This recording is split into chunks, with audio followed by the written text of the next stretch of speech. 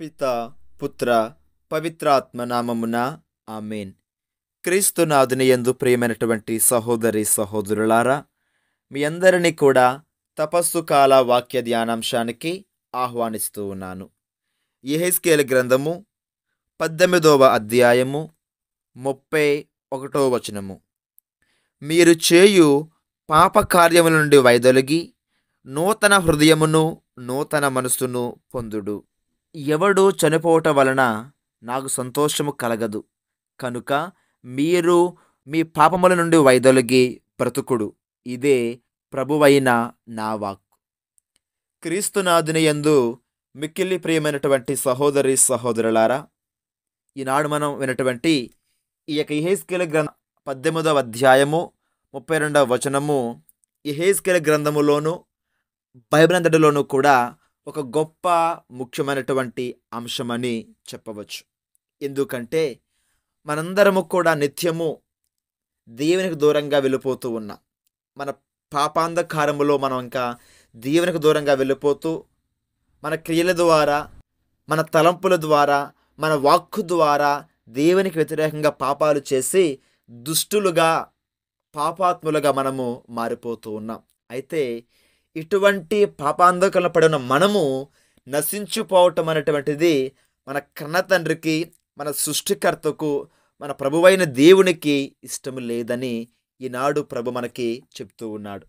యెహెజ్కేలు గ్రంథము 18వ అధ్యాయము 23వ వాక్యం మనం చదువుకుంటే, దుర్మార్గుడు చనిపోవటం వలన నాకు సంతోషం కలుగుతుందా?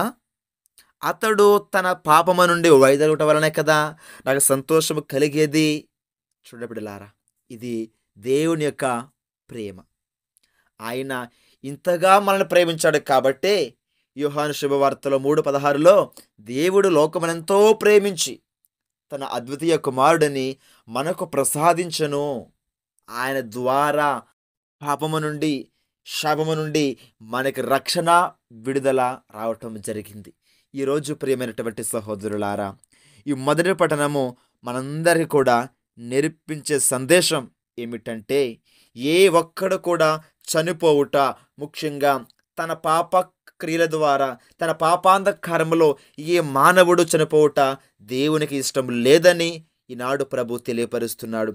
మరి ఏ విధంగా మనం ఉండాలి? ఇదిగో ఆ దుష్టుడు ఎప్పుడైతే, అంటే మనం ఎప్పుడైతే మన పాపాలను వైదొలిగి దేవుని యొక్క ఆజ్ఞలని పాటించి న్యాయసమ్మతమైన పనులు చేస్తామో అప్పుడు మనం చావు నుండి తప్పించుకోవచ్చని మన ఇక్కడ వాక్యములో ప్రభు అంటున్నాడు. ఇక్కడ చావు అంటే ఒకటి గమనించాలి.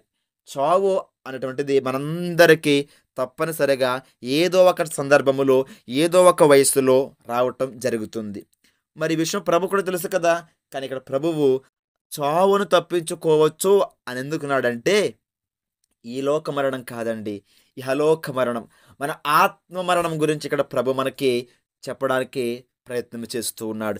ఎందుకంటే ఇదిగో ఎప్పుడైతే ఒక పాపాత్ముడు తన దుష్ట కార్యాలను విడిచి దేవుని యొక్క ఆజ్ఞలకి లోబడి జీవిస్తాడో అతడు చావు నుండి తప్పించుకోవచ్చు. అంటే రెండవ మరణము నుండి, నిత్య నరకము నుండి మనం తప్పించుకోవడానికి ఈ లోకములో బ్రతిక ఉండగానే మన దుష్ట ప్రవర్తనని, మన యొక్క దుర్మార్గాలని, మన యొక్క పాపాలని, ఇతరులతో మన చెడు కార్యాలు, చెడు పాపాలు, ఇతరుల గురించి చాడీలు చెప్పడం, ఇతరుల పేరు చెడగొట్టడం, ఇతరుల పేరు పరువు తీయటం, ఇవన్నీ కూడా దేవునికి ఇష్టమైన పనులు. కాబట్టి ఇటువంటి పాపపు క్రియలు చేసే వారు నరకానికి వెళ్తారు, వారు చనిపోతారు, వారి యొక్క ఆత్మ కూడా నశిస్తుందని దేవుడు చెప్తూ ఉన్నాడు. కానీ ఎవరైతే దేవుని యథార్థంగా ఆచరించి, యథార్థంగా దేవునితో కలిసి ప్రయాణం చేస్తారో అటువంటి వారు బ్రతికోపోతారని మనకి ఈనాడు ప్రభువు తెలియజేస్తూ ఉన్నాడని మనం జ్ఞాపకం చేసుకోవాలి.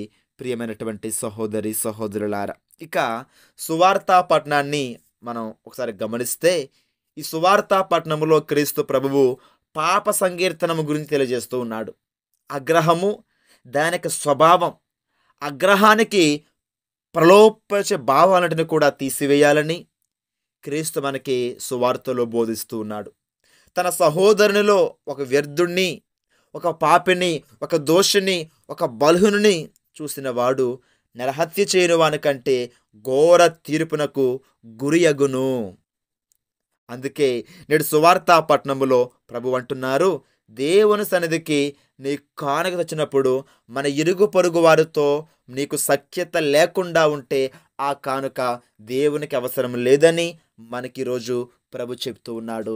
ప్రియమైనటువంటి సహోదరులారా, మనందరం కూడా ఎన్నో సందర్భాల్లో, ఎన్నో ప్రార్థనలు, ఎన్నో దేవునికి కానుకలు ఇస్తూ ఉంటాం, అన్నదానాలు చేస్తూ ఉంటాం, ధర్మకార్యాలు చేస్తూ ఉంటాం, వస్త్రదానం చేస్తూ ఉంటాం.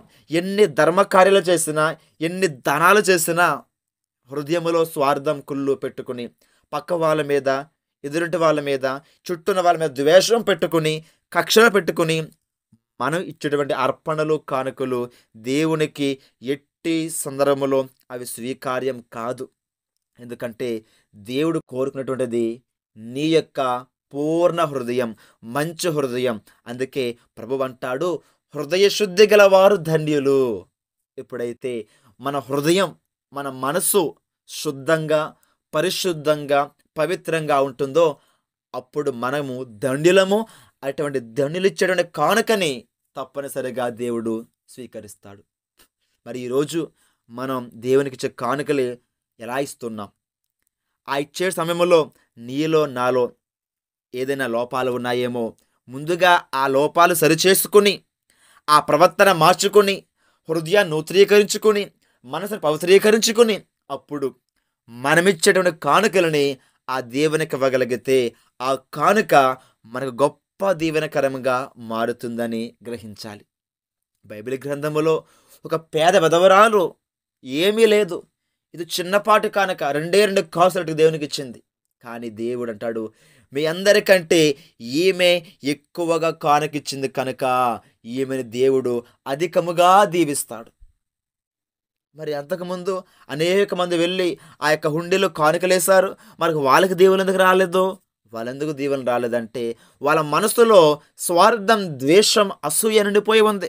ముఖ్యంగా ఇదిగో యేసుక్రీస్తు ప్రభువు గురించి వారు తప్పుగా మాట్లాడుతున్నారు, ఆయన చంపాలని ప్రయత్నం చేస్తున్నారు, చెడ్డుగా ఆయన చిత్రీకరిస్తున్నారు. కాబట్టి అటువంటి వారిచ్చే కానుక దేవునికి స్వీకార్యం కాదు. కానీ ఈ పేద విధవరాలు నిర్మలమైన హృదయముతో, పవిత్ర హృదయముతో దేవుని పట్ల మంచి ప్రేమ కలిగించిన చిన్న కానుకని దేవుడు స్వీకరించాడు, ఆమెను దీవించాడు. మరి ఈరోజు మనము దేవునికి ఇచ్చేటువంటి కానుకలు, బలి అర్పణలని ఏ హృదయముతో, ఏ మనస్తత్వముతో ఇస్తున్నామన్నది ఒక్కసారి మనల్ని మనం ప్రశ్నించుకోవాలి. ప్రియ సహోదరులారా, అందుకే మనెప్పుడు కూడా ఇతరుల మీద, లోకస్తుల మీద కోపం కానీ, స్వార్థం కానీ, శత్రువులుగా మన వారిని ఎప్పుడూ ఊహించుకోకూడదు. ఎందుకంటే లోకోక్తి ఒక మాట ఉంది, లోకసూక్తి ఏంటంటే, తన కోపమే తనకు శత్రువు, తన శాంతమే తనకు రక్ష అని దేవుని యొక్క ఈ లోకములో ఒక సామెత ఉంది. ప్రియ సహోదరులారా, మరి మనం ఎప్పుడైతే కోపంగా ఉంటామో ఆ కోపము ద్వారా, ఆ ఆగ్రహం ద్వారా అనేక మంది శత్రువులని నీకు ఆ కోపమే సంపాదించి పెడుతుంది. కానీ ఎప్పుడైతే మనం శాంతియుతంగా, సమాధానంగా జీవిస్తామో ఆ శాంతి, సమాధానం మనకు రక్షగా మారుతుంది, మన కవచంగా మారుతుందని మనం ఈరోజు తెలుసుకోవాలి. అందుకే ప్రభు కూడా అంటాడు, తన యొక్క ఆత్మఫలాల్లో సహనము కూడా ఒకటిగా దేవుడు ఇచ్చాడండి గలతీ పత్రికలో. మరి ఈరోజు ఈ సహనం మనం కలిగి ఉన్నామా అని మనం ఒకసారి ప్రశ్నించుకోవాలి. ఎఫెసీ పత్రికలో 4వ అధ్యాయము 26వ వాక్యములో పౌలు గారు అంటారు, మన కోపం మనల్ని పాపములోనికి లాగుకొని పోకుండగా సూర్యుడు అస్తమించేలోగా అది చల్లారిపోవాలని మనకి పౌలు గారు బోధిస్తూ ఉన్నారు. ఈరోజు మనందరం కూడా మానవ మాతృలంగా మనకు కోపం వస్తుంది, మనం గమ్ముని కోపడుతూ ఉంటాం. కానీ ఆ కోపాన్ని సూర్య అస్తమయములోగా మనం దిగమిగుకొని ఆ వ్యక్తిని క్షమించగలిగితే దేవునికి మనకు క్షమాపణ, మన యొక్క పశ్చాత్తాప మనసుతో ఆయన ప్రార్థన చేయగలిగితే దేవుడు మనల్ని దీవిస్తాడు. ఈరోజు 2 విషయాలు మనం విన్నాం. ఒకటి, దుష్టుడు చనిపోవటం వలన దేవునికి ఇష్టం లేదు, కానీ ఆ దుష్టుడు తన మనసు మార్చుకొని దేవుని యొక్క వాక్యాన్ని ఆచరిస్తే అతడు దీవించబడతాడని ప్రభు చెప్తున్నాడు. అలాగే రెండవదిగా, ఇదిగో మనందరము కూడా ఇతరుల మీద కోపానికి, స్వార్థానికి గురి కాకుండా, వారిని ద్వేషించకుండా మనం ఇచ్చే కానుకలని దేవునికి ఇవ్వగలిగితే అవి స్వీకరించబడతాయి.